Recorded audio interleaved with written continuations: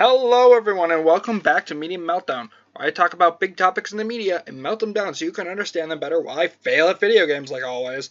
Today's topic is a debate over whether or not video games could be considered art, and with the game being the relentless Cuphead, without all my shouting and frustration every time I die. Now, a lot of critics say that it is only entertainment and shouldn't be looked any further. It is just simple kid stuff. Why should we of the higher society even look upon this filth of video games as art? Well, guess what? If that's true, what the hell is Pixar? Toy Story, Coco? I haven't seen Coco, but I hear it's exceptional. Godfather? What the hell is all that? Is that not art? Because if you're going to diss The Godfather, I think you're going to find yourself with Luca Brodsky, if you know what I mean. The point is, the game I'm playing at is at 24 frames per second, all hand-drawn, meaning that they had to go in and draw 24 frames for every second of this gameplay. Exactly like the animators did in the 1930s. Like this guy, you might have heard of him, Walt Disney. He made this thing called Steamboat Willie and a little character called Mickey Mouse. May have heard of him. Little obscure. I heard he did some money and changed the world as we know it. Little bit of a famous person. I don't know.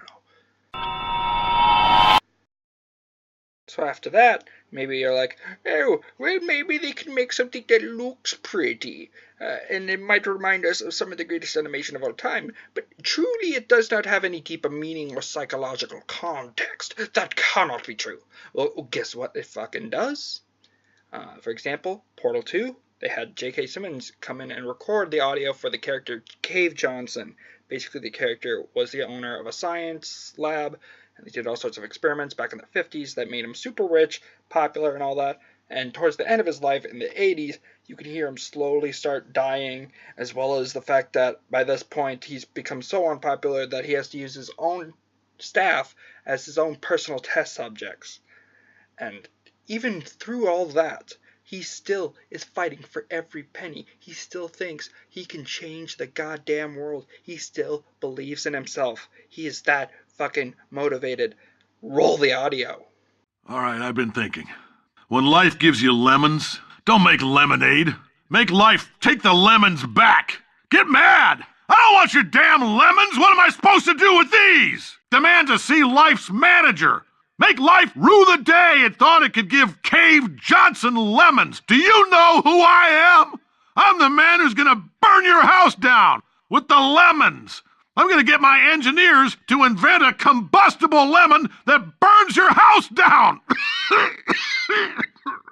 I don't know about you, but that is some of the most motivated fucking speech I have ever heard. And that's from a fucking video game. People wonder when we're thinking it's art, and it has dialogue so emotional, it would make Shakespeare get a stiffy as a stiff. No? Am I clever? No? Well, fuck you, I thought that was funny. Anyway. Point is, games are exceptional form of art. Hell, you can't go anywhere these days without having some video game merch slapping you in the face with how prevalent it is.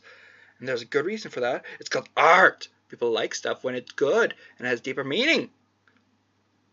What do I know? I'm just some kid on the internet. Hey you guys, thanks for checking out this video. If you liked it, make sure to hit that like button and subscribe to me if you want to have your ears bleed even more. Maybe follow my Twitter if you're into that sort of thing. And check out the super cool, awesome mystery content creators of the day down in the description. See you all later. Bye-bye.